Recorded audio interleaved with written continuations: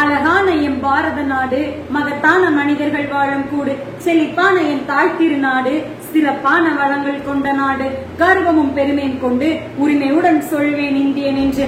அவையோர் அனைவருக்கும் என் முதற்கண் வணக்கத்தை கூறிக்கொண்டு உங்கள் செவிக்கு விருந்து படைக்க ஜாதிய வன்கொடுமைகள் இல்லாத இளைஞர் இந்தியா என்ற தலைப்பில் என் உரையை தொடங்குகிறேன். இளைஞனை சாதனைகள் காத்து கிடக்க சரித்திரங்கள் தன் பக்கமாய் விரித்து வைத்திருக்கிறது.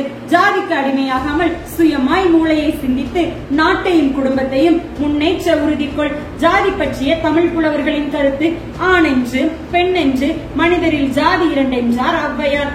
ஆண்டவன் படைப்பில் காகம் குருவியையும் தன் ஜாதி சேர்த்து ஜாதி ஒன்று என்றான் பாரதி. ஆண்டாண்டு காலமாய் நடந்த சடங்குகளை எதிர்த்து ஜாதி வேறுபாடு மறுத்தவர் வள்ளலார். ஜாதி ஒழித்திடல் ஒன்று, நல்ல தமிழ் வளர்த்தல் மற்றொன்று. ஜாதியை பற்றி பாவேந்தர் பாரதிதாசன் கூறுகிறார். இக்கருத்துக்கள் மூலம் தமிழ் சமூகம் ஜாதி பற்றி கருத்துக்களும் எண்ணங்களுக்கும் முக்கியத்துவம் கொடுக்கவில்லை என்பதை தெள்ளத் தெளிவாக தெரிகிறது. நாம் வாழும் சமூகமானது ஆண்டாண்டு காலமாக ஜாதியம், வறுமை, தீண்டாமை, கல்வியின்மை, மூட பழக்க வழக்கம் போன்றவற்றால் சிதைந்து கொண்டே போகிறது. ஜாதியத்திற்கு எதிரான கலக்குரல் நம் இந்திய மண்ணில் வலிமையோடு முன்வைக்கப்பட்டாலும் அடக்குமுறைகளும் ஆணவ கொலைகளும் ஆதிக்குடிகள் மீதான ஜாதிய வெறியாட்டங்கள் நாள்தோறும் நடந்தேறி வருகின்றன. நாளேடுகள் இச்செய்தியை நமக்கு பறைசாற்றிக் கொண்டே இருக்கின்றன. Caste is the state of mind என்கிறார் சட்டமேதை அம்பேத்கர். மற்றவர்கள் போல ஜாதி என்பது மனநோய் என்று குறிப்பிடாமல் ஜாதி என்பது மனநிலை என்று கூறுகிறார்.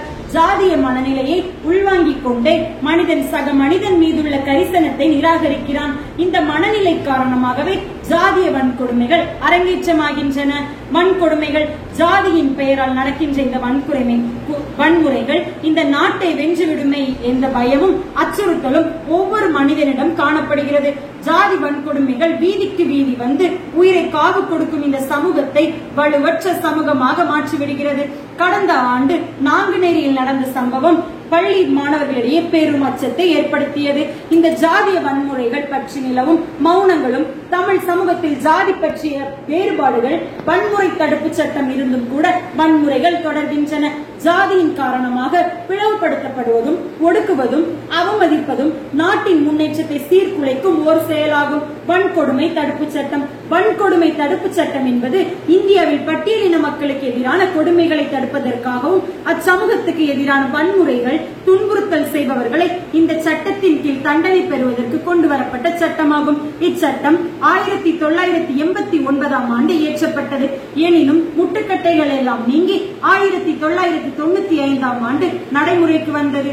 வன்கொடுமைகள் நீங்க மேற்கொள்ளும் வழிமுறைகள்: ஜாதி கடந்து மனம் புரிந்தவர்கள் மீதான தாக்குதல்கள், பாலியல் வல்லுறவு குற்றங்கள், கல்வி நிலையங்களில் தீண்டாமை, மயான பிரச்சனைகள், அம்பேத்கர் சிலைகளுக்கு அவமரியாதை, இவ்வாறு வன்கொடுமைகள் பட்டியல்படுத்தப்பட்டே வந்துள்ளன. இதையொட்டி கையெழுத்து இயக்கத்தை நடத்தி தமிழக முதல்வரிடம் கவன ஈர்ப்பு விண்ணப்பத்தை அளித்து நடவடிக்கை எடுத்தல். இன்றைய இளைஞர்கள் ஜாதி மறுப்பு கொள்கை கொண்டவர்களாகவும் இருக்க வேண்டும். அரசாங்க படிவங்களில் ஜாதி என்ற பட்டியல் அட்டவணைப்படுத்தப்பட்டு இருத்தல் கால சிறந்தது. இச்சட்டங்களை மக்களிடையே விழிப்புணர்வு ஏற்படுத்தப்பட வேண்டும்.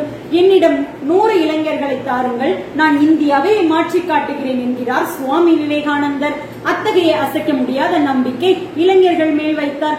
இளைஞர்கள் புதுமையான மற்றும் ஆக்கப்பூர்வமான சிந்தனை திறன் உடையவர்கள். தேசத்தின் கொள்கை திட்டங்கள் மற்றும் வளர்ச்சி பணிகளை இளைஞர்கள் சிறப்பாக செய்து முடிப்பர். இன்றைய இளையோர்கள் சமுதாய மேம்பாட்டிற்கு பல்வேறு தொண்டுகள் செய்த முன்வர வேண்டும்.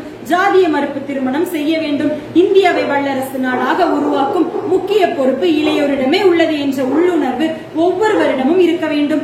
இன்னும் 10 வருடங்கள் கழித்தாவது ஜாதிய அமைப்பு அற்ற சமூகம் உருவாக வேண்டும். உறுதிக்கொள் இளையோரை. ஜாதி என்னும் சாயத்தை வெளுப்பேன், சாத்திரம் என்னும் பேயை ஒழிப்பேன், சமத்துவம் என்னும் தீயை வளர்ப்பேன், அனைவரும் சம் என்ற நீதி உரைப்பேன். ஆண்டாள் அடிமை நிலையும் வேண்டாம், ஆணவ கொலைகள் அறவே வேண்டாம், மனிதனை மனிதன் அழித்தலும் வேண்டாம், ஜாதிகள் என்னும் சகதியால் நாம் சிக்கிட வேண்டாம், பேதங்கள் மறந்து சமத்துவம் கொள்வேன், இனி ஜாதிகளற்ற சமுதாயத்தை படைத்து நாட்டை வல்லரசாக முன்னேற்றுவேன், மனங்களில் மனிதம் விதைப்போம், ஜாதி மறந்த சமூகம் இந்தியாவில் விளைவோம் என்று கூறி வாய்ப்பளித்த நல்லுள்ளங்களுக்கு நன்றி என்று 3 மந்திரத்தால் நன்றி கூறி விடைபெறுகிறேன். நன்றி, வணக்கம்.